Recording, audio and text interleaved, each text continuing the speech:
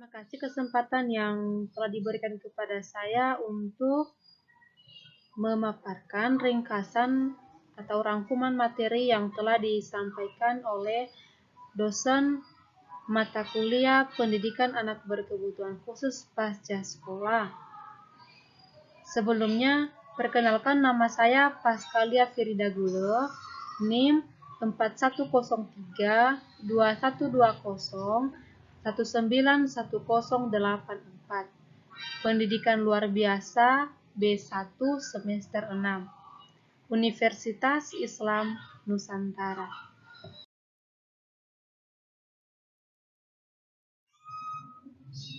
Pendidikan pasca sekolah anak berkebutuhan khusus. Ada 3. Yang pertama, model layanan pendidikan bagi anak berkebutuhan khusus. Kedua, keterampilan pravokasional dan vokasional disabilitas. Yang ketiga, kecakapan hidup anak berkebutuhan khusus. Yang pertama yaitu model layanan pendidikan bagi anak berkebutuhan khusus. Ada 3 poin, yaitu bentuk layanan pendidikan segregasi, kedua, bentuk layanan pendidikan terpadu atau integrasi, dan yang ketiga, inklusi.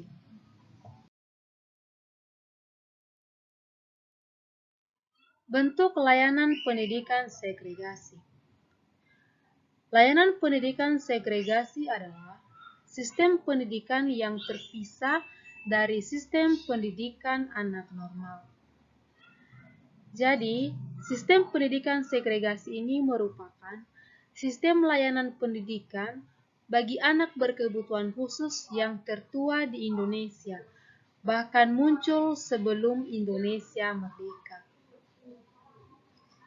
Ada 4 bentuk pelayanan pendidikan segregasi, yaitu yang pertama, sekolah luar biasa, yang kedua, sekolah luar biasa berasrama, yang ketiga, kelas jauh atau kelas kunjungan, dan yang keempat, sekolah dasar luar biasa.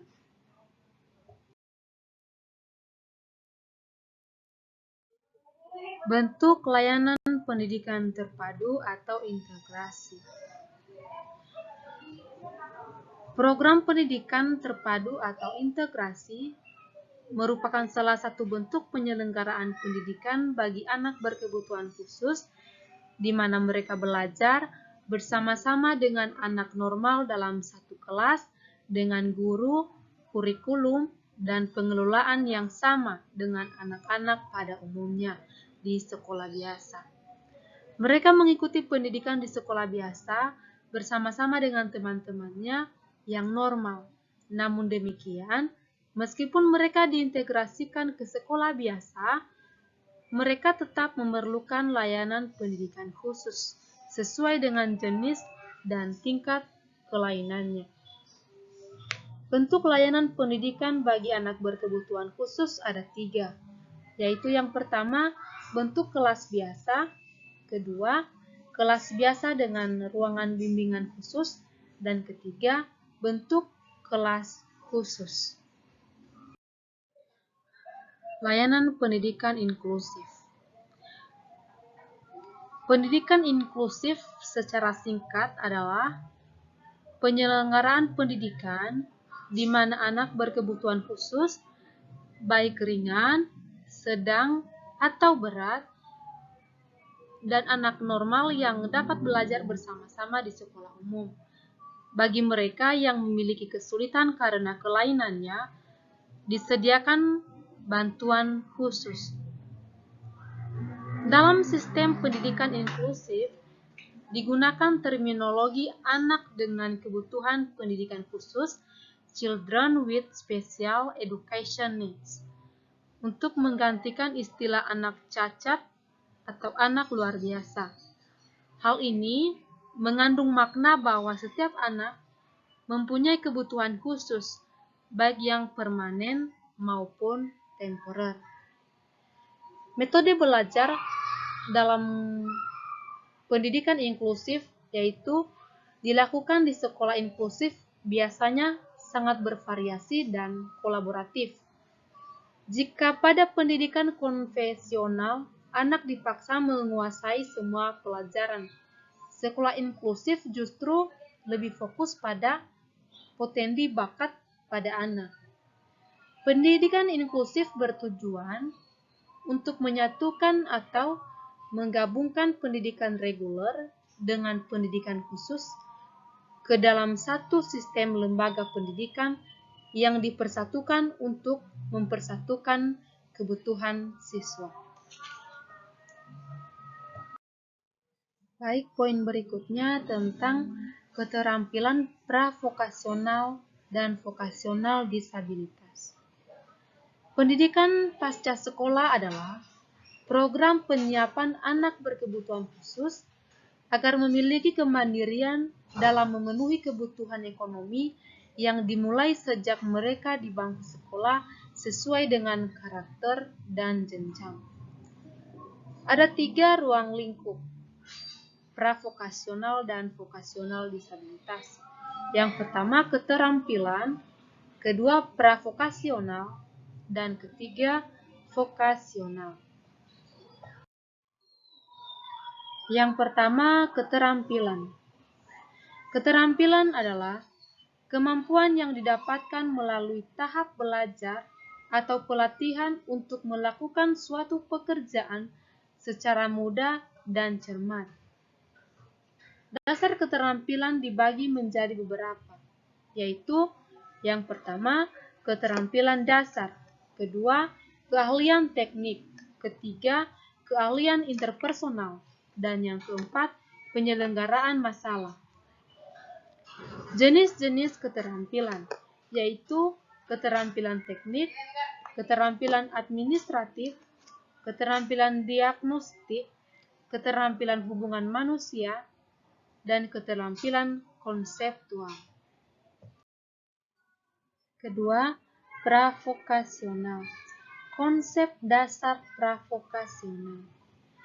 Menurut Jamal Mamur Asmani tahun 2009, 26-27, keterampilan pravokasional termasuk keterampilan vokasional dasar atau basis yang mencakup kegiatan dasar menggunakan alat sederhana, menghasilkan teknologi sederhana berdasarkan aspek taat asas atau konsisten, presis atau ketetapan atau ketelitian, akurasi yang tepat waktu yang mengarah pada perilaku atau kegiatan produktif.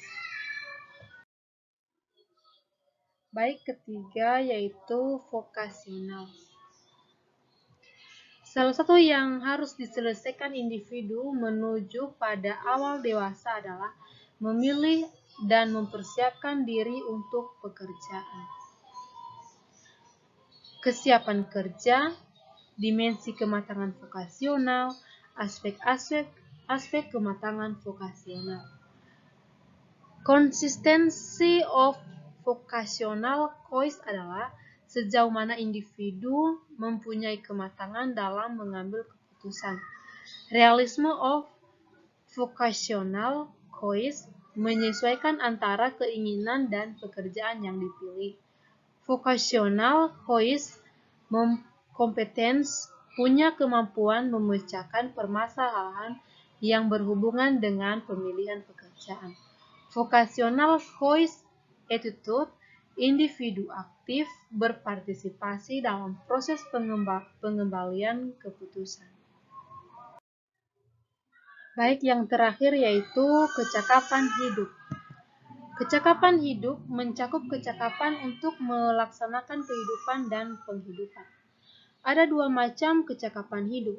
Yang pertama, kecakapan hidup umum, dan kedua, kecakapan hidup khusus. Kecakapan hidup umum ada 3, yaitu kecakapan personal, kecakapan berpikir rasional, dan kecakapan sosial.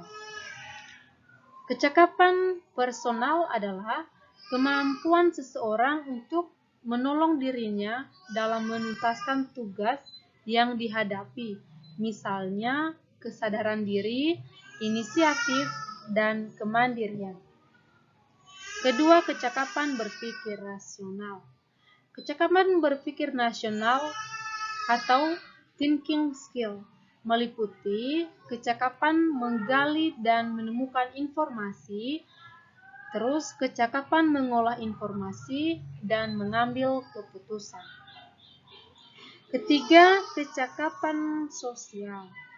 Kecakapan sosial merupakan kemampuan individu untuk berkomunikasi efektif dengan orang lain, baik secara verbal maupun non-verbal, sesuai dengan situasi dan kondisi yang ada pada saat itu, di mana keterampilan ini merupakan perilaku yang dipelajari. Kedua, kecakapan hidup khusus. Kecakapan hidup khusus ada dua, yaitu kecakapan akademik dan kecakapan vokasional. Kecakapan akademik. Kecakapan akademik merupakan kemampuan berpikir ilmiah yang meliputi kecakapan mengidentifikasi variabel, merumuskan masalah, membuat hipotesis, membuat definisi operasional variabel, serta merancang dan melakukan penelitian untuk membuktikan suatu gagasan atau keingintahuan. Kedua, kecakapan vokasional. Kecakapan vokasional atau disebut juga kecakapan kejuruan, yaitu kecakapan yang dikaitkan dengan bidang pekerjaan tertentu yang terdapat di masyarakat. Kecakapan ini lebih cocok untuk individu yang akan menekuni pekerjaan yang lebih mengandalkan keterampilan psikomotor. Demikian pemaparan ringkasan atau rangkuman materi yang telah saya dapatkan selama pendidikan pasca sekolah anak berkebutuhan khusus. Mohon maaf atas kekurangan kesalahan saya dalam menyampaikan materi. Atas perhatian Bapak, Ibu, dan teman-teman, saya ucapkan terima kasih.